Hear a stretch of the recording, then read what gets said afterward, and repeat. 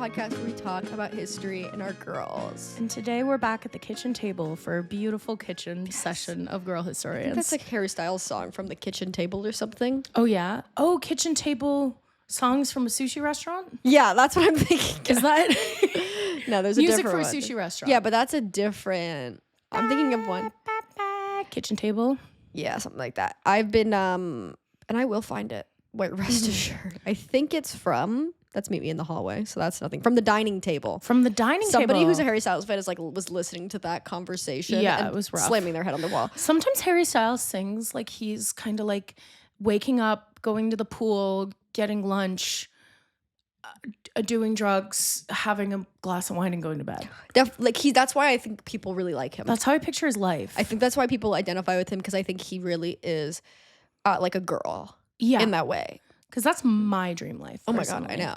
I've been reading a lot about him because I've been working on a YouTube video that's like the One Direction breakup timeline. Like, why did they actually break up? Okay, I want to know everything. I'm obsessed with it. Like, the drama of it all is good. I know nothing about One Direction. I was a big One Direction fan. I was huge. Yeah, I was a huge One Direction girl. That checks out. Yes. And I was like in a big way. And I was right in the pocket. Like, what was really crazy when I was doing research for this is there's so many things on like the One Direction Reddit that people being like, what was it like when Zayn left? And I'm like, what do you fucking mean? What do you mean? What was it like? One Direction fan, but you weren't around in 2015? It's very weird. They have like new fans or whatever. That's nuts. Yeah, because I kind of had a resurgence, I feel like. Yeah. Kind of like the Twilight. I have one Direction song I love. Yes. It goes, if you like going to the hotel rooms, and if you like, it's perfect. Perfect. Yeah, of course. Baby, I'm perfect. That's one of their better albums. I think that's from 4 Minutes to Midnights.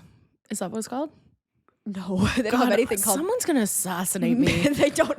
Midnight Memories. Midnight Memories. Yeah. Okay. What's Minutes to Midnight then? Is that Linkin Park? Do not know what that is. Okay. Perfect from One Direction. That is from Made in the AM. I'm looking this up right now. Made in the AM? Which is the one that they released after Zayn left. Really? Yeah, that's a really good one. So why does Zayn leave? Racism? No, but like, yes, probably. Rough. Realistically, it was probably because they had this like big contract where basically if they all stayed in the band until 2015, they all get a huge payout. Mm-hmm. So in 2014, they had a meeting at like a London recording studio where Harry basically says like, I'm going to stay until 2015, but I'm not going to re-sign afterwards. And he was like, in his retelling of it, it's like he doesn't want to oversaturate the exposure, which I think in some ways is correct. But he also became, after 2012, meeting them in Toronto, best friends with Irving Azoff's son. Irving Azoff, the guy who like the Eagles hate. He's like he manages U2 now. Like he's like a huge. He used to be the CEO of Ticketmaster, like huge whatever. Oh my God! Okay. And Harry Styles' current manager is Irving Azoff's son. So like he was like basically like spent like every minute of every day with that family. Like is kind of a surrogate son to them. Mm-hmm. So my theory that I posit is Harry was getting like advice from them of just being like, your image is being mishandled, because he was very much in the early One Direction days, like man slut, whatever. Like you should be like positioning yourself as a musician, all these things, right? So I think he got all that. Yeah, they're not wrong. No, they're not wrong, and that's why he is the most successful, despite being the fourth one out of One Direction to release solo music, because the music is good. That's crazy, actually. I know. So Zayn left, and he said in a Call Her Daddy interview a couple years ago, basically that at the time he said it was first to live life as a normal 22-year-old, which is also crazy that they were 22 when they ended. Like that is so nuts to me. No, that's crazy. What was I doing when I was 22? Developing severe alcoholism? Like, fuck. Yeah. But then he said like, I wanted to beat him to the punch. Like I wanted to be the first one to go solo. So he kind of spun out. And so that's like the reason. I think also the part that none of them are saying out loud, the quiet part, is like mental health. Like Zayn always hated being on tour. Like he's a lot more sensitive. He doesn't even really like touring now. Yeah. And he'll do it. And he received so much racism. Yeah. And he was cheating on his fiance at the time on that tour. And then those came out too. Like it was just oh my God, a cacophony of all those things. A lot of things happening. Whereas like from all reports, like I remember reading a bunch of articles after Liam had passed, of people being like, God. Oh, when I met them, like Liam seemed like a lot of them seemed pretty sensitive, but like Harry and Niall are good at being famous. It's the thing we talk about with the Beatles a lot of like Paul McCartney is just somebody who's very good at being famous, enjoys being famous. Yeah. But Knows how to handle it. Yeah, like Liam, Zayn, I would posit as well, like are people that like music and really care about music and are great singers and whatever, but don't enjoy it. Where like Harry networked his ass off. Like he wrote like a Ariana Grande song. Oh my he God. wrote a bunch of songs with Snow Patrol. Like he networked his ass off. He got a new stylist before all the other guys were with the same stylist. Like it was actually inspiring kind of to read where I was like, this motherfucker, he's great at what he does. Yeah. But he networked his ass off, and not networking in the way of being like, here's my card, but of like in one direction, just building these sick connections. Yeah. That's cool. Yeah. I do think like it's so crazy to be in a band like that. Like how do you look at your image and be like, this is what I need. I'm 22. By the way, I need to absolutely decide the image I'm going to present to the world for the next like 10, 15 years of my career. Like that's crazy. Yeah, and I do really think like, and when you read about like the Azoffs, there's because a lot of this stuff comes from like Larry blogs, like the Louis and Harry are in love blog. Course. And like there's like some which is true, by the way. Which is true. And that's what today's episode is about. God, the way people would flip out. I know. Should we just do a season of like fake real people ships? Yeah, the history of Gaylor. Dude, the history of Gaylor will actually make me short circuit in this podcast. I actually think I would say something really bad. I know. You're so right. You would. You would. Be the end for me. Yes. Mm-hmm. But like there's a lot of like weird anti-Semitic dog whistles because a lot of like the Larrys are like Steve Azoff and Irving Azoff manipulated grown man Harry Styles. They're in the Illuminati. Yeah, of course. Mm-hmm, for sure. Yeah, and I'm like, y'all are hearing this, right? You hear how you people sound? People are controlling other people. Like outside of abuse and manipulate, like he's fine. They're fine. They were in each other's wedding. Like he was in his wedding party. Like I think they're good. Yeah. Obviously, I don't have any information, but I just don't think that just because you don't like someone, they're manipulating. Well, it's always more fun to think that like two people are in some huge like never-ending fight where like, you know, tensions will always be high than like the idea of like, yeah, they're probably just like now like a bit weird to each other and will never say anything about it. It is the thing of like, truth. Yeah, just like, and it's interesting because a lot of these people are, these like Larrys or these fans are like adults, like they're adult people. Yes. But it's like a weird thing of like, it's the JFK assassination, like in a way, where it's like, yes, this is a more compelling narrative. Yeah. We want these narratives to be true when in reality, like you're not filtering it through like how real people act and conduct themselves. No. Where it's like, if I can understand somebody being a Larry and being like, I think they hooked up during the X Factor and the Up All Night tour, or the kind of MacMillan of it all of like, I think that one of them had unrequited, like that is life, right? Absolutely. I don't think they're still in a secret gay relationship, especially when somebody like Harry Styles, him being gay and coming out as queer at least, would be actively beneficial to his brand where people keep saying that he's queer baiting. Oh yeah, for sure. You know what I mean? And I get Did he come out as, he hasn't come out. He's always been like, it's fluid. I'm like, yeah, he's very much like, I don't think it matters. Yeah. And like, it's one of those things like to me where I'm like, just say it. Just say it. But I do actually understand like, I think that was one of the things I had said one time online, and somebody was like, well, actually like, for a lot of people who aren't like in a country like Canada, let's say, where for the most part you're like, just say you're fucking gay. Yeah. That is whatever. So, yes. And credit where credit's due, I do agree with that. But it is interesting. I always think of, there's drama with the Beetlejuice musical. Have we talked about this? No. Okay. This is the one I think about all the time in terms of like, this was specifically like, the people who are perpetuating this drama in the online Broadway community are children, because no adult would ever think that this happened. Like just in the way, in terms of relationships. Okay. Oh yeah. So in the Beatles musical, not the Beetlejuice musical, Beetlejuice is played by Alex Brightman, who originated the role in the School of Rock musical. Okay. And then Lydia is played by Sophia Ann Caruso.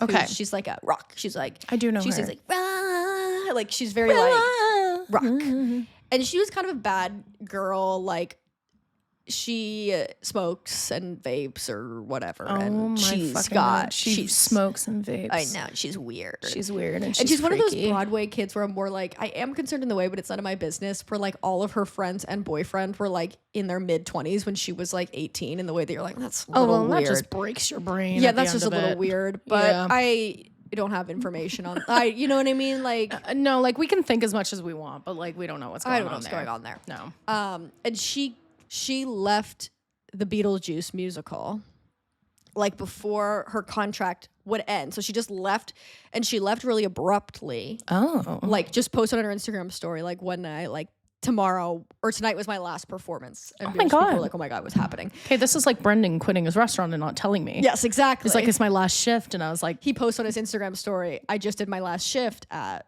Beetlejuice the musical. Beetlejuice the musical. Beetleshift the musical. I said I just did my last juice at Beetleshift the musical. I just juiced the Beatles for the last time. Yes. Yeah, so it was drama? Yeah, and a lot of people were like, allegedly she was vaping backstage, and Alex Brightman got in a screaming fight with her, and then he got her fired because she was so unprofessional. And I was like, if a 46-year-old man was beefing with an 18-year-old, like for vaping, like he's the problem. Oh yeah, 100%. So I don't think any of that's true. I think something happened, whatever. She just left. Maybe. Yeah, it could be like she was under this incredible scrutiny, and very much people being like, you shouldn't be vaping because you have a voice. And it's like, who cares? People want the state wants to own women's voices. Who cares? Yeah. If she wants to destroy her fucking voice, that's her prerogative. Like, let her do it. But I always think of that as an example of being like, the people in this online discourse they might just like not be thinking about it logically and just enjoying the gossip for what it is, which like, hey, fair enough. Like that's been me on more than one occasion. Yeah, I get it. But if you're thinking about it in terms of actual adult relationships, the stuff just doesn't happen. Like no lead of a musical who's like a 40-year-old man would be trying to get his 18-year-old co-star fired unless she was like terrorizing him. Yeah. Like it would be weird for him to beef with her. And I think it's a lot of like young girls who kind of wanted her role and saw themselves as being like, she's not very theater kid adjacent, so they didn't like her, which is fair. I gotta look her up because I know I've heard of this girl. And she's very much like, they were like, well, she doesn't care about this because she doesn't care about it in the same way that they'd care about it. Where she was in like the David Bowie musical when she was like 12 or whatever. Just kind of this like industry kid. I think she's cool. She's been around. Yeah. So I think a lot of them were like, she's not taking it seriously. The one that I like it's like fanfic, right? Of being like, Lin-Manuel Miranda picked me out of the crowd and let me be the bullet in Hamilton kind of thing. Of like Alex Brightman, who I have a parasocial relationship, would notice that she doesn't care as much about this role as I would. And that's not everybody's this relationship. Girl. I do know this girl. I just am I'm never missing the theater kid.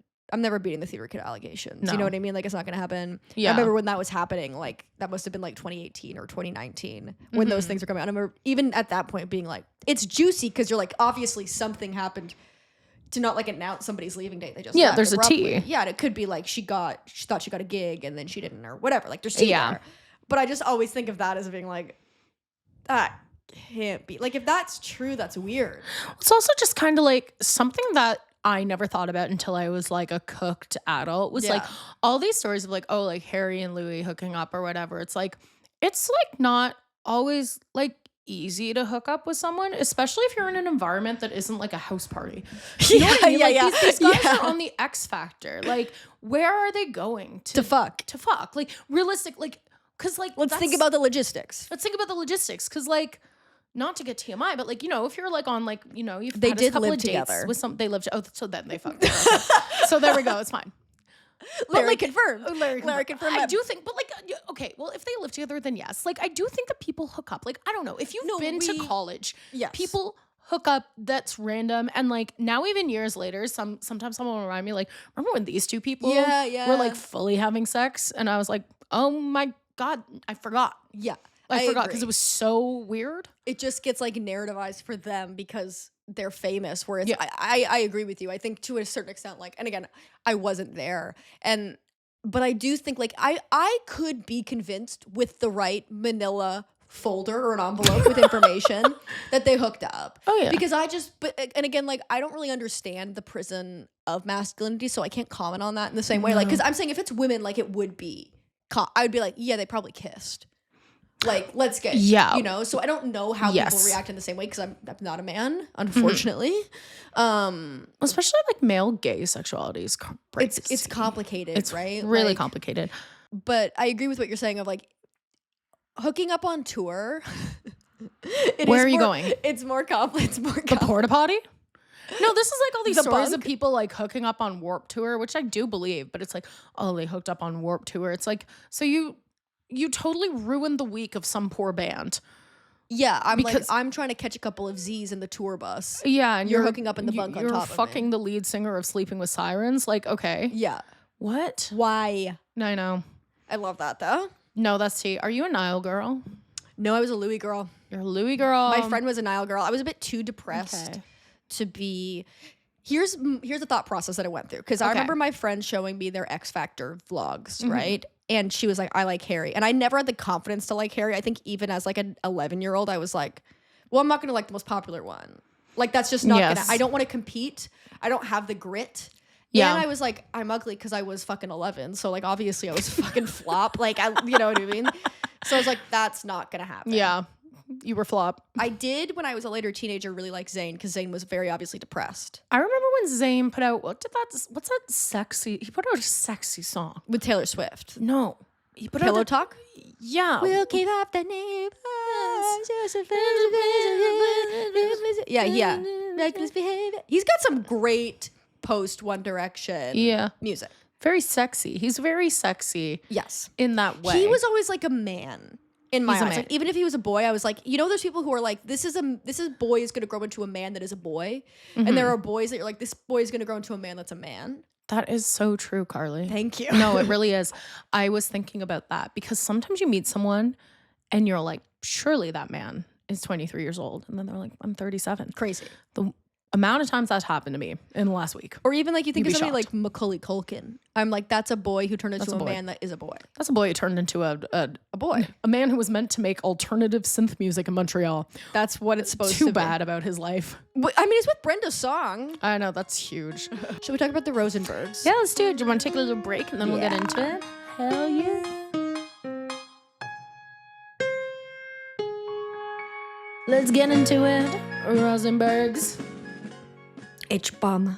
Sugar Ray. Parmesan. Randall. The King and I. And the Catcher. And the Rat. Eisenhower. Vaccine. England's got a new queen. Marciano. Liberace. Satayana. Goodbye. We've been playing around. We don't know if we're going to do. We've been playing around with the idea of doing a season that's just every single thing mentioned in Billy Joel's We Didn't Start the Fire. That would be my dream come true. I think we could re-release this episode as like a re-release. So it's all contained. You know what I mean? Yeah, that'd be funny. That'd be really funny. It takes us like there's hundreds of things mentioned in that song. I know. We would have to do more than one thing. No. Per episode. No, I don't think that's true. It's gonna take us like 2.5 years. Yeah. Okay. We're committing long term to girl historians. Like I'm looking how many things. We're running this podcast until at least 2030. Yeah. That's actually like not crazy to say. No, because we have to do a video on the Beatles movies. So that's at least 2028. Yeah, what's 2 more years? We're committing to at least 2028 running girl historians. Well, I feel like a lot of podcasts run for fucking ever. Oh yeah, it's 119 references. 119 That's 2 years. That's 2 years. That's more than 2 years. Plus, like, are we never taking a week off? I guess we should. We're just going through 119 weeks.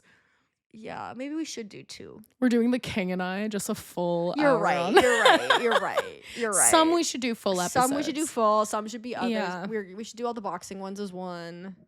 Because who the fuck cares about boxing? Sorry. I feel like boxing used to be a big deal. Because have you seen the movie Cinderella Man? No.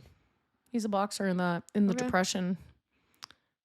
I guess it's kind of a thing now. Like, if you're making it now, would you not reference the time, like Mike Tyson, Logan Paul?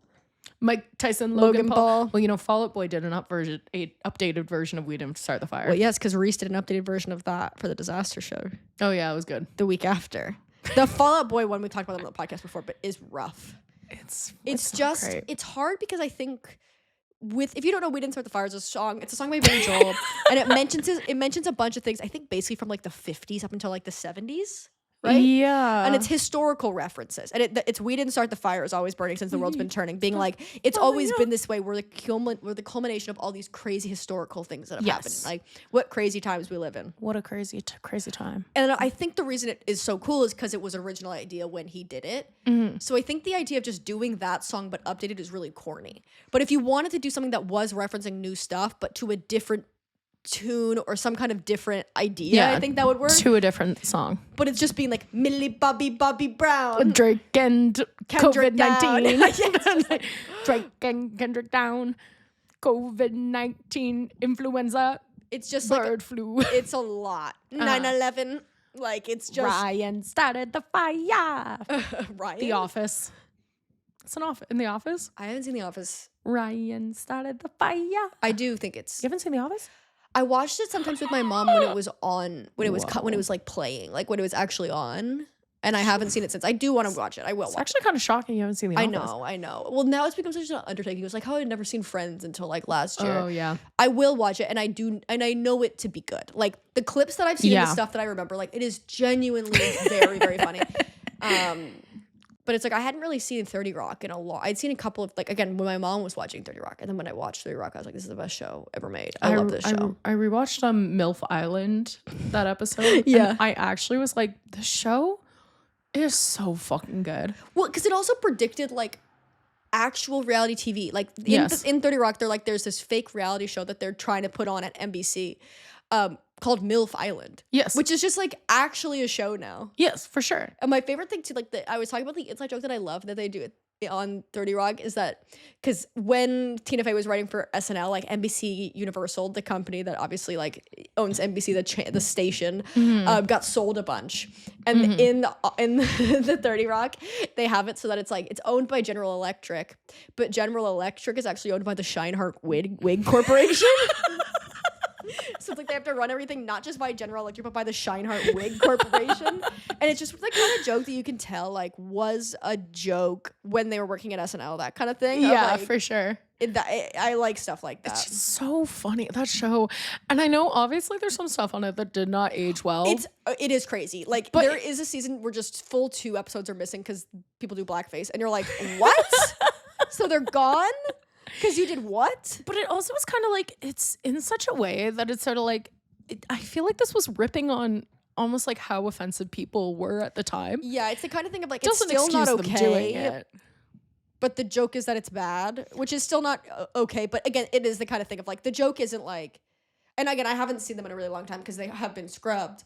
But it's the same thing as when fucking the teacher in Community, Ken Jeong, is like basically in blackface. Because he's playing an elf at D&D, but he is in blackface. Yeah. And it's like, can't do that. But you can't do that. I understand what it is. Is it? Yeah. I do love Community as well. Community's so funny. Maybe I'll rewatch that soon. I'm rewatching Modern Family, which is my comfort show. Oh, that's really funny too. But I'm finding the rewatch of it quite hard because it is such like a show that's meant to be watched like once a week. Like 30 Rock is dense. It's joke dense. So when you rewatch it, you're like, oh my God. I feel like Community would be the same way. But whereas like with Modern Family, there's so much funny stuff, but I find I'm like, oh my God, like I'm bored because you can't watch 3 episodes back to back, even though it's such a funny show. Yeah. But that show is also crazy too. They have like Claire, I mean, spoiler alert for a show that came out 10 years ago, but like Claire like tried to like, it's revealed as like a character building moment where she was like, Gloria, when you started dating my dad, I called ice on you. But I know that's wrong now. But like now in it's so like Obama coded where like they were like, we're all learning to be better. But now in the context of this, you're going to send Gloria to the gulag? To the gulag, dude? No, I rewatched Parks and Recreation. That show's aged amazing, except for the Louis C.K. guest star arc. Other than that, I rewatched the campaign ad episode. Oh. Parks and Rec 2 is like, I really want to rewatch it. It's one of my favorites. Oh, it is so Obama. It's so Obama. She like loves. Doesn't she meet Jill Biden or something and like lose her mind? I think no. Joe Biden's in it. John McCain is in it. Like, Michelle Obama's in it. Yeah. Like, there's so many politicians that come by. It's very Obama era and very hopeful in that way. So it's very sweet. But I rewatched when they did the campaign ad where Paul Rudd is running against her. Yeah. And he goes, "Can you please not run, please, please? I want to win." so funny. I always think of that thing because her name is Leslie Knope, and she's like going up to him when he's running, right? And they haven't like met yet, and she's like, "I'm running as your opponent," and trying to like kind of get him in a gotcha moment, and he's signing like autographs, and he's like, should I sign it up? Should I sign this for Liz Knope or just Nesney? Miss Lope or just Nesney is so. Oh my god! No, what a good show. So we were doing the part where they're running the campaign ad, and he goes, "Bobby Newport never had a real job in his life." You know that part? Yes. Yeah. Oh my god, so funny. I love that show. I love that show. No It's doubt. just very nice. Also, Adam Scott. I know. We were Why is he talking hot in about that? this. Why is he hot? He's in that? so hot. Why is he hot? So fucking hot though. Why is Adam Scott so hot in Parks? Why is he As Ben hot in Wyatt. Severance? Why is he He's hot? hot.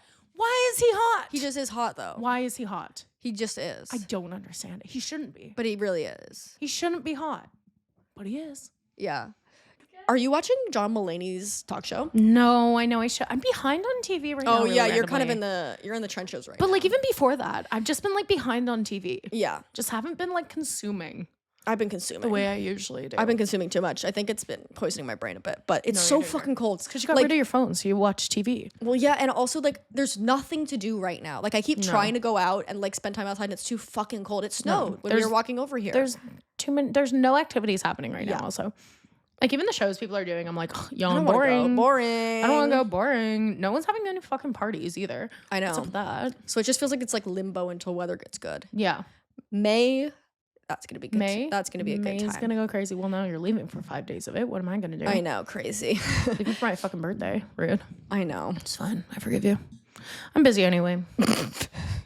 I'm busy. Okay, let's talk about the Rosenbergs. Yeah, I just wanted to say one thing about the John Mulaney thing. He just had a please, sketch where he interviewed Bubbles the chimp, like Bubbles Jackson, like Michael Jackson's chimp. Oh, okay. And he gives it's like an actor, obviously. It's a okay. comedian. I forget his name, but he's really, really funny. He was on The English Teacher. But Bubbles the chimp has like a soundboard to answer all these things. But it's like, it's so funny. It's like he's trying to interview Bubbles the chimp, being like, like we've talked about like you're a part of a complicated legacy. Like it's a complicated legacy. And then it's just like he's hitting these things being like, the music. Nobody asks me about the music. Just listen to the music. Like, well, That's really those funny. boys? Those boys were not so nice to Bubbles. Like it's just so funny to have. It really, really, really, really made me laugh. That's really funny. Bubbles the chimp being a Jackson defender, being like, why don't nope. And all this time, so many questions. People want to talk to Bubbles about all these things, but nobody has asked me about the only thing that's important: the music. That's really good. It's really Okay. I'll have to watch it. Yeah. All right, let's talk about the Rosenbergs. Okay, I'm excited. Oh, I really enjoyed this. I did this on recommendation. I had no idea what to do for this, and I was like, I don't know what's good. And Reese was like, you should do the Rosenbergs, and I was like, okay. And then I researched it, and I was like, this is amazing. Reese is kind of clutch for episode suggestions, I fear. He is just really good. He knows a lot about history. So if you say like, oh, I want something that's like this, where I was like, I want something that's interesting, that's not from like the far past. I want it to be kind of recent past, and I want it to be like, it's got like a bit of oomph. Like it's got like, it's not just like a person's life. It's it's got like, pizzazz. yes. So I've been loving it. It's got intrigue. Yes. So I wanted to start with the opening line of The Bell Jar, which references the Rosenbergs. Okay, let's go. Where she goes, it was a queer, sultry summer, the summer they electrocuted the Rosenbergs, and I didn't know what I was doing in New York. Whoa. I love that book. Okay, let's fucking go. So we're going to talk about the Rosenbergs today. Ethel and Julius Rosenberg were a married couple and remained the only people executed for espionage during the Cold War. Okay, nuts. I also watched when I was sick with the second cold before hives. The second cold, pre-hives. Pre-hives, but post first cold. Post first cold, pre-hives. Watched You've Got Mail, because I've been going on this my own journey. I've been doing the Parker Posey. What's her name? Parker Posey? Parker. Knew it wasn't Piper, but my brain was saying it's Piper. I'm doing a Parker Posey movie marathon. Oh, cool. Where I have 30 movies that have her related in some way. Because I watched The White Lotus new season, and she's fantastic in it. Cheaper by the dozen. Really, really is. I'm halfway through Party Girl right now. The costumes in that movie are I know, they're beautiful. Insane. I started falling asleep watching it, but not because of the movie. It made me apply for a job at the library. I don't know if I want that job, but like I was like, I wish I could wear fucking cunty little outfits at the library. I love when you apply for a job. It's always so telling of where you're at. I know, it's never good. And it's it's never good. So I was like, okay.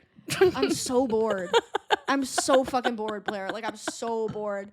But like, I just need to hold out. Like, it's my novelty brain, like, wanting a change of scenery. Yes. When it's like, it's gonna change. Like, it does change. I feel like eventually you're gonna invest in like an independent bookstore and work there with like one teenager. I would love nothing more than that. Yeah. And I'll give your father a job if he wants a job, because he doesn't. My father? Well, doesn't he have like a retirement job? No, not anymore. Now he's on the board of a theater company. Okay, never mind. He can't come which is a weird twist. Yeah, okay. It was like, looks like I'm going to be on the board of the Lindsay Kawartha Theater Company or whatever the fuck. I was like, what? He was in a magazine. I have to show you. Please. Okay, we'll do this and then you show me. Yeah. So let's talk about the Rosenbergs. Anyways, in You've Got Mail, I was watching You've Got Mail. Yes. Meg Ryan's boyfriend is the foremost expert, like the most modern expert on the Rosenbergs.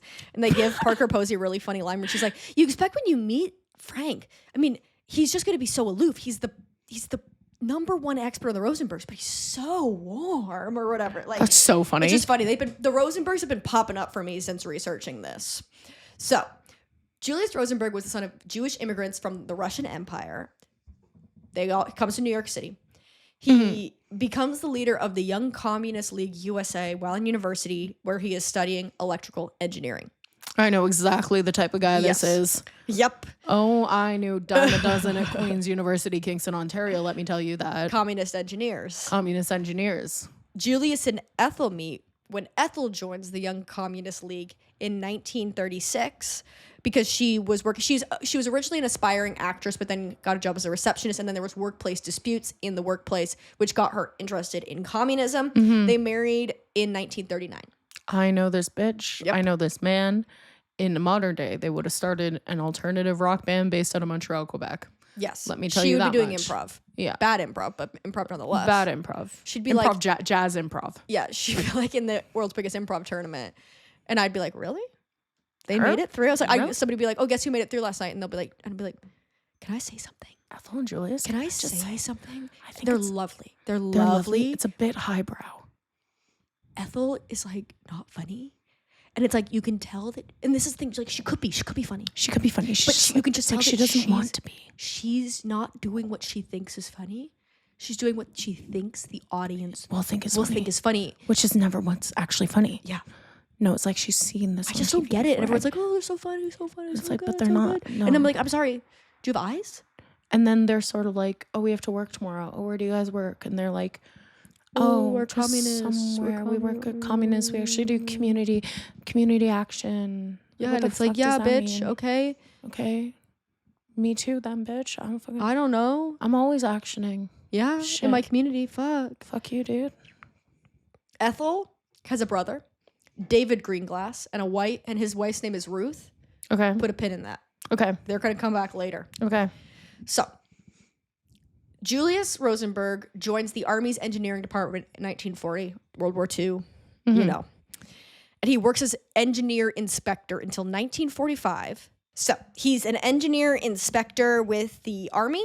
U.S. Army is obviously involved in World War II at the moment. Yes. He gets discharged in 1945 after his employers discover his previous membership to the Communist Party USA. Burped through that, but you get it. Okay. So this is in 1945. Go back a little bit to September 7th, 1942. Yes. Julius is recruited as a spy for the Secret Police and Interior Ministry of the Soviet Union. Okay. So he is a spy. Okay. He full force goes into it. He is a spy. Like, he is. NKVD is what it's called, but I don't know if that's what I'm going to call it. I might just call it, like, the Soviet Union. We'll know that what I'm referring to specifically when I'm talking about their ties to the Soviet Union. Yeah. Is referring to the secret police at the time. Got it. I remember once the Queen's Anarchist Club came in to eat at the Queen's pub that I worked at, which was like on university campus. And they didn't tip, and they scratched an anarchist A into the back of a ketchup bottle. And then I had to throw out that ketchup bottle. I was like, I fucking hate you guys. That's really, really funny. I identified as an anarchist up until I was like, honestly, up until this. Yeah. Yeah. When me and my mom argue about politics, she'll sometimes be like, so you're an anarchist now? And I'm like, girl, you don't even know. I can introduce you to some anarchists. And you're going to thank your lucky stars that that's not an anarchist. Yeah. It could be worse. Anyways. Could always be worse. So yeah, Julius gets recruited, and basically, like, I've tried to simplify this down because when you read about people who care about the Rosenbergs, like, bitch, the way they care about the Rosenbergs, like, there's like 7 different ancillary characters we don't need to know. Yes. But basically, like, you get recruited by like a middleman, and then you get referred to an agent. So it's kind of like acting, right? So it's like I'd be like, Blair, what are your feelings towards being in a Windex commercial? Yeah. But then you're like, I would love to. And then I'm like, okay, I'll connect you to my agent. And then that agent will like be like, we need you to get the plans or whatever. Yeah, they got to recruit you. Exactly. Kind of okay. Yes. And vibes with the Soviet Union at this point in time are strange. So when the Nazis invade the Soviet Union in 1945, the US, the UK, and the Soviet Union are all like uneasy allies, but good. But okay. But then with the fall of Nazi Germany in 1945, there's kind of an uneasy, like there's like a vacuum of a common enemy. Yes. And the Soviet Union is more concerned. This is like coming from like Western papers. So it could be like the Soviet Union was being so fucking whack. Yeah. And America could have been being whacked. You know what I mean? Like I wouldn't. No one was really normal after any war. Yes. So the Cold War basically begins where it's like the Soviets think that America is amassing power to take them over and destroy communism worldwide. Americans think the Soviets are doing the same thing. Nothing's happening, but there's just like uneasy lines drawn between communist and capitalist, right? Yes. But what's important to note is that at this given moment, technically, they're still allies. Yes. But then it devolves, okay? That's always how it happens, though. Yes. So while Julius Rosenberg is working as inspector engineer for the army, he provides thousands of classified reports to the Soviet Union. Ooh. He gets recruited 2 years after he starts and then does it for 3 years and is giving classified reports. Oh my God. And this is like, it's also important to note, like, this is in the past. So it'd be like, I'm going to meet you on a street corner and I'm going to drop my briefcase. Yeah. Like, this is some real spy shit. You could do anything before smartphones. But it's also like, now it'd be like a boring email or like, I'm going to airdrop it to you. It's like, no, like they're like drawing plans from memory and you know what it like? Yeah. It's like cool shit. Yeah, like it's real, like it's real spy shit. This is like you believe in communism. Yes. And you are fighting. Yeah. You are fighting for it. You are out in the streets. You're rumbling for communism. Yes. Now, Ethel's brother, David Greenglass, is working for the Manhattan Project at the time, which is, of course, the United States' top secret project to develop nuclear weapons. Normal thing to do. Totally regular, by the way. Normal thing to do, by the way. When Julius's agent or handler finds out about this, he instructs Julius to recruit David. Okay. He's like, get this Manhattan we need to know about the nukes. Yes. Okay? Sorry, who's David? Oh, David is Ethel's brother. Ethel's brother. Okay, yes. Yes. So Julius is like, I've got to recruit my wife's brother. Real. Because my wife's brother is working on the nukes. That's insane. Right? Okay. Also, I'd be so fun. I'd be like, I have nothing to offer. I don't know anybody of consequence. It's me fucking the only person who has a real job that I know is Zach. I'm trying to fucking. Yeah. I'm like, hey, Zach, do you have any secret plans? Maybe I'll run into him at an improv show. On November 1944, Julius is successful in recruiting David. Okay. Now they do so. It's Julius and Ethel are like, let's have a little meeting with David and his wife. Okay. David's wife is like a communist, and they basically convince David's wife to recruit him. Does that make sense? Like they're like, it doesn't really matter. It's just, it's important for later when the court case happens. Okay. That basically they get recruited, but it's like the couples are together. It's like a double date, but we're going through your girlfriend to get you to join. Yes. Okay. As you do. Yes. Julius also gets a second recruit who's also working for the Manhattan Project. His name is Russell McNutt, and he is an engineer who... Unfortunate name. Yeah. Let me Russell McNutt up for you. I'm Mr. McNutt. Yeah, that's when... No, I'm not going to make that joke. It's a crass joke about cum. Sorry. Has no place on Girl Historians. I'm sorry. I take it back. You don't have to... It's not me. I'm saying I'm not going to make that joke. You're fine. I was going to say a McNutt... A McNutt is when you give a blowjob to a McDonald's worker and you swallow. Yeah. And then I was like, that's too crass because it is too crass. I feel like it could be a McNut is when you give Ronald McDonald a blowjob. Oh, God. And then you swallow. When you suck clown dick in the play place. Sometimes people are like, I listen to this podcast while out loud at work or something. And I'm like, I'm so sorry if that's true. Sorry about that. That's my bad.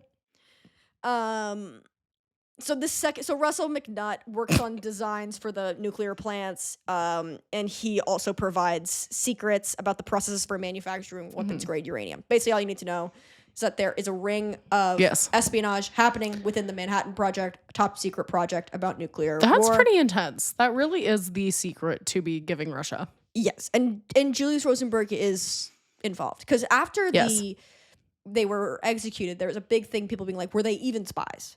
Yeah. And I don't think we should be executing our citizens. Like, I think that that's actually crazy. But he was involved separately to that. Yes. That's not reason to electric chair someone. Yes. Separately, he wasn't. But was he guilty?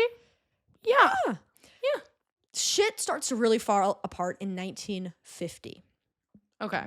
In January of 1950, we'll start in January. Klaus Futch, he's a theoretical physicist working for the Manhattan Project. He is arrested for passing key documents regarding the Manhattan Project to the Soviet Union. Wait, so they get somebody in the ring. Can I say something really quick? He futched me till I McNutted. Wait, can I say something? Horrible. It's pretty good. It's pretty good, honestly. Mm-hmm. Sorry. So they've gotten one person in this ring of secret communist espionage, and once you get one person, it can kind of you're unraveling. It's the loose thread. You pull they really out, fucked him over. Yeah. So everyone basically immediately starts. Sorry. Giving each other up. Okay, that's all you need to know. Sorry. I was thinking too much about making puns about Futch. So he was in the spy ring and they caught him. Yes, and then it's like the thing of like they give up. He gives up one name, you get that person, and they give up another name, or whatever. Okay, so it starts to unravel. Yes, and America's freaking out about this because the Cold War, like, there was a lot of anti-communist sentiment. Like, this was happening and it is bad. Like, I'm not saying, I mean, not bad, but you know what I mean? Like, I'm like, this was illegal. Like, it is illegal to do this. Yes. But like, more so than just being like, oh my God, this is bad. It's like, like America freaks the fuck out. Well, it's also about like, this. maybe I have a warped view of history, but from what I understand it, like, people really believe that the Cold War was going to be kind of like the way they all died. It's the end of the world, and it's like the evil communists like want to blow you the fuck up. Yeah, they want to take away America. your freedom. Yes, they want to destroy America, and there's this whole idea of like they're latent within us. Yes, like your neighbor, your wife could be a commie passing secrets. So this kind of like confirms these suspicions in a way. Yeah, but there's like a ton of sleeper agents just waiting. And it also means that like now that they finally have some, this is like the example to be made. Yeah, for sure. Okay. So I know I'm just throwing a lot of names at you. Somebody that the people you need to remember is David Greenglass, who is Ethel's brother.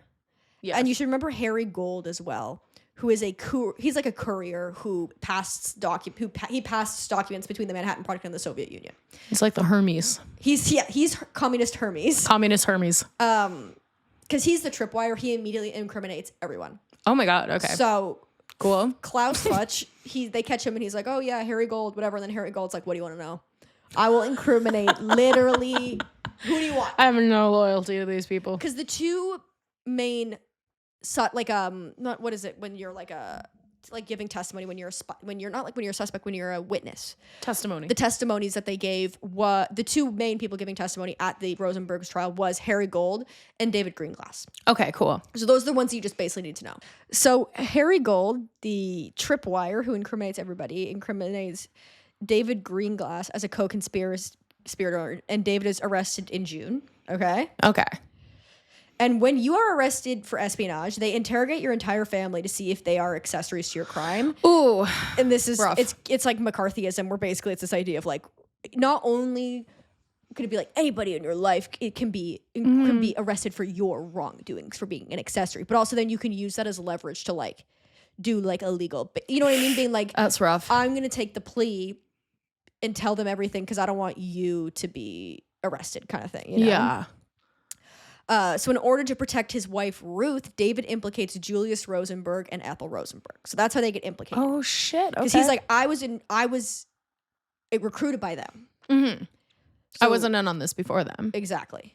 So David gives crude drawings of the atomic bomb to Harry Gold.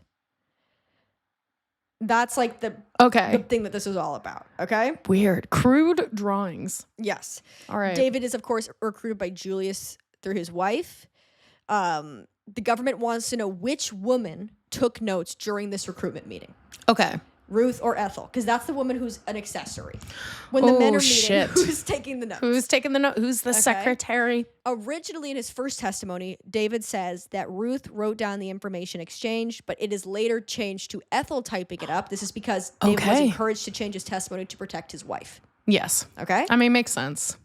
Hate to say it. Yes. So on July 17th, Julius Rosenberg is arrested on suspicion of espionage, and on August 11th, Ethel Rosenberg is arrested. Okay? Okay. So it's basically this tripwire from January all the way to August. That sucks. So why was Ethel arrested? Okay? Yeah. So we now know that because of documents released that in February of 1950, as this ring was originally being exposed before people were being arrested, 20 government agents meet to discuss these cases before it becomes public knowledge and the arrests are made. The chairman of the Atomic Agency Commission says, it looks as though Rosenberg is the kingpin of a very large ring, and if there is any way of breaking him by having the shadow of a death penalty over him, we want to do it. Oh my God. We now know this to be true. Julius was a spy and was passionate about Stalinism. Like, this is true. And this was also confirmed by Venona transcripts and also the Vasiliev notebooks, along with the Rosenbergs' children who have confirmed as adults that he is a spy. Okay. The Venona transcripts are translated messages intercepted from the Soviet Union by the Americans. Yes. These could not be admissible in court because the Americans didn't want to give up the fact that they had this secret way of intercepting and decoding messages. Yeah. But these messages did show that they confirmed that Julius was a focal point in a relatively large espionage ring. But they exonerate Ethel because Julius has a code name and Ethel does not have a code name. Oh my God. Am I making sense so far? Yeah. That's intense. Yes. So they basically just they find all this information that without a doubt proves. But they can't use it. They have to get testimony to prove it. So that's why they're then being like, David, give up Julius. Because they have it, but they can't use it. They can't. Why can't they use it? Because this is in the middle of the Cold War, and them being able to intercept these secret decoded messages from the Soviet Union allows them to get leads like this. But if they submit it in court, then the Soviet Union's gonna be like, what the fuck? Yeah, and then they're gonna attack. Yes. That's crazy. Or at least shut it down so they can't get this information anymore. For sure. Okay. They also reveal, these transcripts also reveal that the information uncovered about the atomic bomb by the Rosenbergs was minor. It was the information about a complete proximity fuse that is more detrimental. This was passed via Julius Rosenberg when he was working at the army in the 1940s. Yes. And a proximity fuse detonates an explosive device automatically when it approaches within a large target. Yeah. So it doesn't have to hit the target. It'll just explode. Does that make sense? It used to be I'm doing a missile and the missile's going to explode when I hit the plane. Yeah. But if I miss the plane, then it's not going to explode. But this one's if it's within 100 meters of some kind of thing, it explodes. Yes. That's nuts. Yes.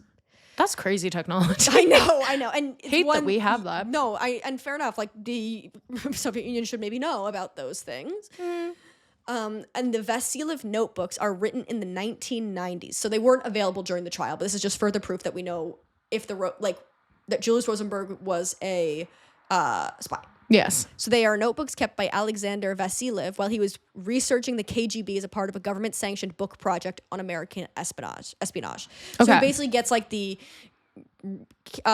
guess at the time it would be Soviet Union government to be I'm researching the KGB and American espionage. Can I get access to old files so I can write this book? They say, sure. He writes all these notebooks. Eventually later we get this research information. Becomes available in the 1990s. Whoa. Okay. So they further confirm that Julius had a code name and that Ethel didn't, but they also record several conversations where Ethel was present, meaning she was aware of Julius's work and involved to a certain extent. Oh my God. One of the conversations was when Ethel and Julius recruited Ruth to recruit David.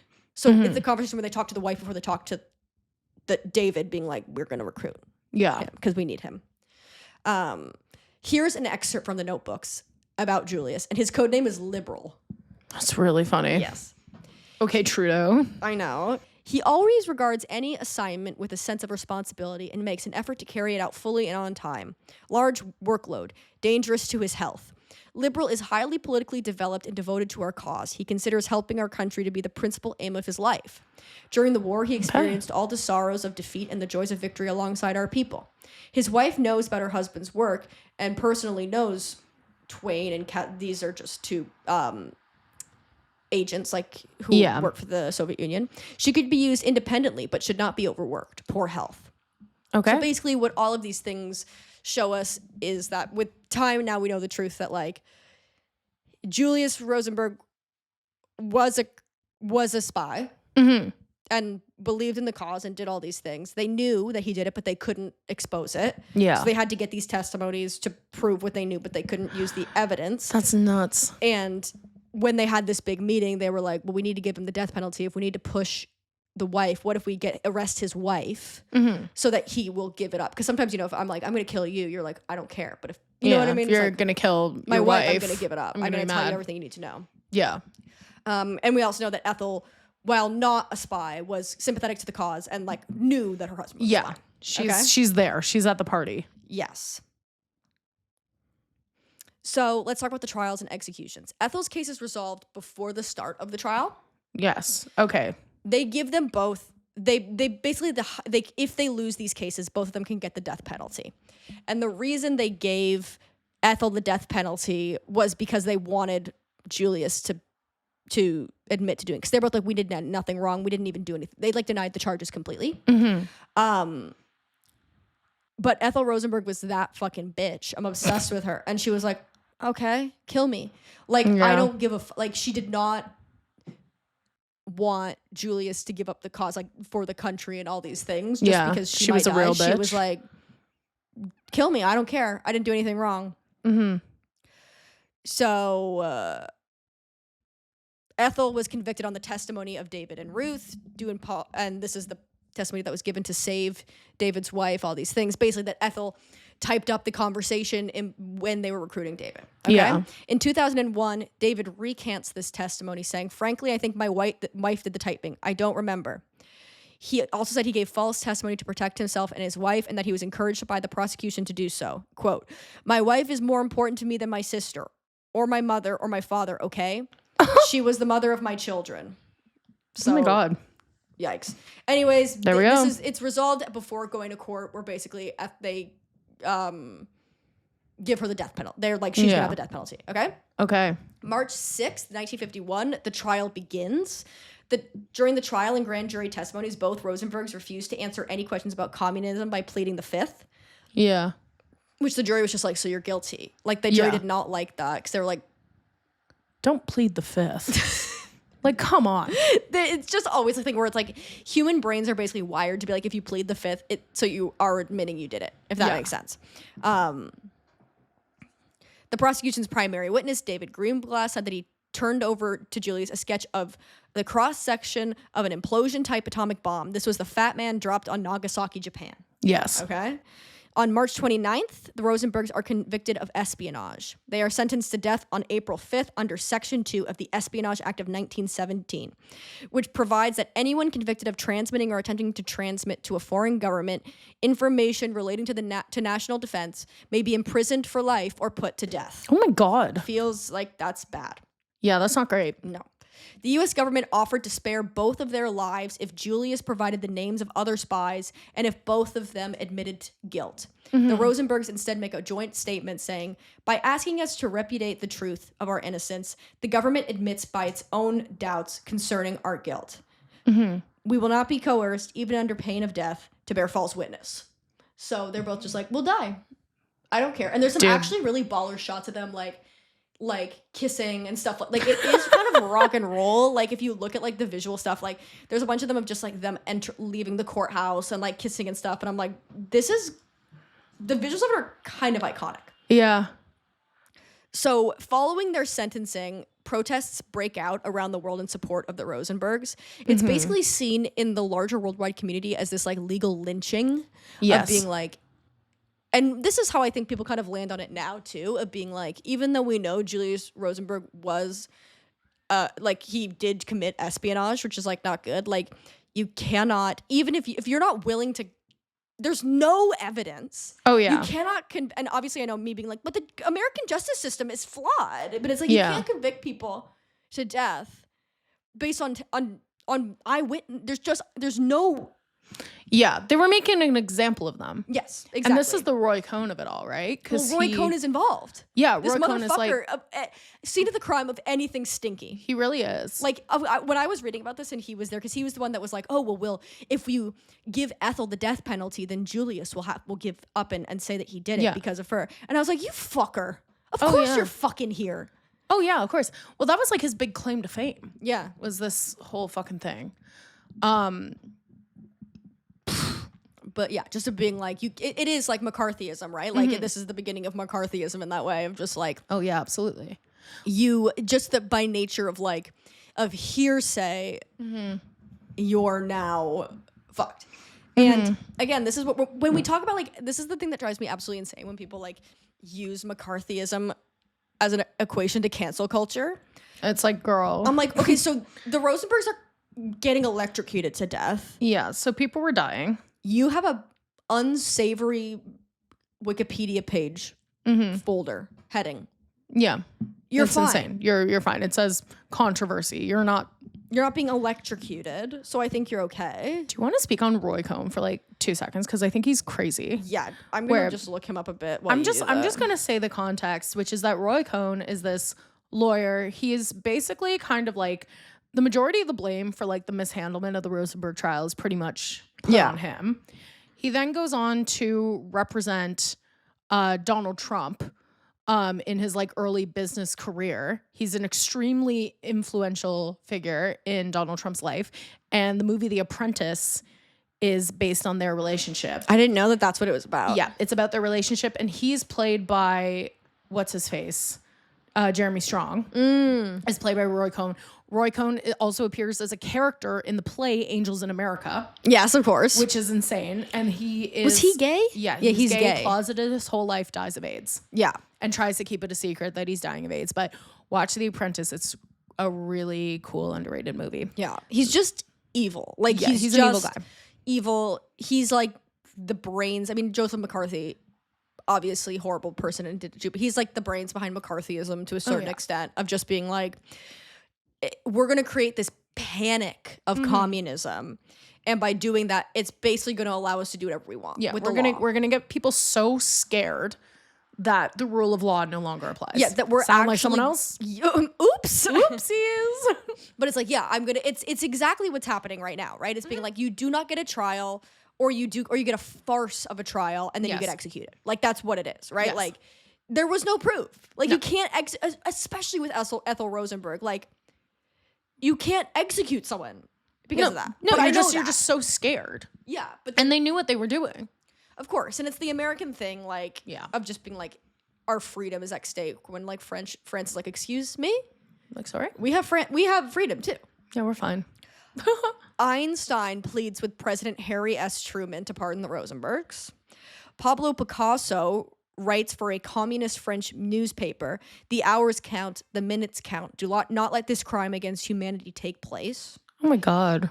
Jean-Paul Sartre is the one that describes the trial as illegal lynching. The All-Black Labor Union, International Longshoremen's Association Local, all 968 stopped working for a day to protest the Rosenbergs being set to be executed. Pope Pius XII appealed to Eisenhower to spare the couple as well. Wow. But Eisenhower refuses on February 11th, 1953, and all other appeals are also unsuccessful. Damn. Even J. Edgar Hoover of the FBI publicly opposes Ethel's execution. He thought executing a young mother was a bad look for the FBI. Yeah, no shit. And points were made. Fucking, like, okay, Captain Obvious here. Thank you, fucking Hoover. Jesus. But we know from his private Mr. writings. Ed. I know. We know from his private writings that he was at this February 1950 meeting where they all met to talk about how they were going to unravel this espionage ring. Yeah. And he encourages her arrest and heavy sentencing to make Julius confess. Okay. So he's like, yeah, but like not for real. Not for real. Like, don't, like, just kind of threaten her. Don't kill her. Don't kill her. So the Rosenbergs are executed on June 19th, 1953. It's scheduled for 11 p.m. the evening following the Sabbath. Okay. The Rosenberg's lawyers asked the judge for a stay of execution, filing a complaint claiming that the execution on the Sabbath offended the Rosenbergs' Jewish beliefs. Mm-hmm. However, this strategy backfired, and the judge, who stated his concerns about executing the Rosenbergs on the Sabbath, reschedules the execution for 8 p.m. before sunset on the Sabbath. So he does it earlier in the day. Oh, Jesus. Yeah, he's like, well, yeah, you're right. We shouldn't do it after sundown. So we should just do it before the sun goes earlier. down. Yes. Beat them to the punch. So the Rosenbergs are executed on June 19th, 1953 from electric shock. Julius dies from the first shock. Ethel's heart is still beating after the standard 3 shocks, and she has 2 more shocks applied. Eyewitnesses report that smoke rose from her head. Ooh. And this is just seen, again, they're the only people executed during the Cold War for espionage. It's like a huge cultural moment, right? Like it is just like, you see it referenced in so much shit. Like once you know about it, you just see it everywhere. Like beginning of the end in a way. Like it's kind of the end of America kind of being like we're land of the free a little bit. No? Yeah. One of the many moments. One of the many. But it is that thing of like, we're not living in unprecedented times. Like the times in which we live in are very much precedented. Yeah. Like it's happened before. Yeah, we can really look back and see exactly where it's happened before. Yeah, fucking Roy Cohn. Fucking Roy Cohn, dude. I can't. Fucking. Shall we make the tragedy about us? Let's fucking go.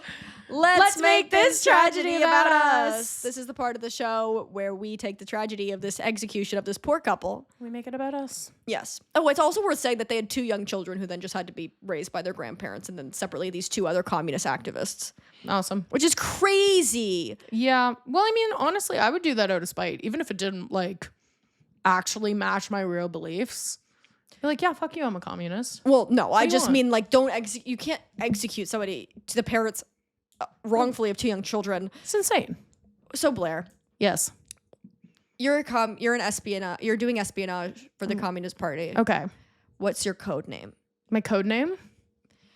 His was liberal. Liberal's really good. I feel like I would want mine to be like Snoop Dogg. I love that. Yeah, like something or no. You know what I would want it to be? Fetty Wap. Ooh, I like that. Because Fetty Wap's already in prison. Because the other ones we're seeing here is they have Twain, as in Mark Twain. That's good. Callistratus. I'm assuming that's a literary reference of some sort. That's cool. So you're going to be Fetty Wap. It'd be funny if I were like Trisha MacMillan from Hitchhiker's Guide to the Galaxy, where I just have the same last name, but I'm like, no, it's from Hitchhiker's Guide to the Galaxy. It's Trisha MacMillan. Trisha MacMillan. Here's my code name, Carley Thorne. UnCarley. Yeah, my code name is somebody else's full name. Yeah, my code name is UnCarley on YouTube. Well, that's something they always said. I think they said this in the TV show You, but I think about it all the time of like the best name to hide in plain sight is just a name that's incredibly close to a celebrity's. Because if you Google it, it's like so buried. Yes. Or if I was like, I'm Emily Stone. Yeah. You're never going to find you. You're not going to Google. You can't find me. I'm Catherine Perry. Exactly. Yeah. Or it's like I'm Katy Perry, but like it's spelled different. But like you're not gonna find it. You're never gonna find me. Yeah. Okay, what's yours? Okay, this is great. I was gonna say Snoopy. Well, I like we both went to Snoop. I know. So when you said Snoop Dogg, I was like, whoa. That's crazy. Because I do think it'd be fun if my code name was just Snoopy. So we're looking for a dog. Yeah. Snoopy cares about the cause deeply. Snoopy is ready to lay his life on the line for the Communist Party. He would. Yeah, and he would. Okay, guys. Oh, so you're Snoopy. I think I'm gonna be Snoopy. Okay, yeah, stick with Snoopy. I feel as though I hope that this episode was good. It feels like I told it badly. No, you didn't. Honestly, I was like quite riveted. Okay, I felt like it was confusing. No, not at all. Well, I mean, it is confusing, but I do like to believe that we here at Girl Historians can pay attention. If you are not already into the subject, you now have a jumping off point to get as deep in it as you want. Okay. And no, that was riveting. Thank you, Carley. Well, thank you. I'm honestly a little bit freaked out, a little bit uncomfortable, and I think that's good. Yeah, that's where we should all kind of sit, right? And our goal here at Girl Historians is to make you think uncomfortable thoughts about the context which we all live in. And on that note, thank you so much for tuning in. We'll see you next week. See you next week. Bye.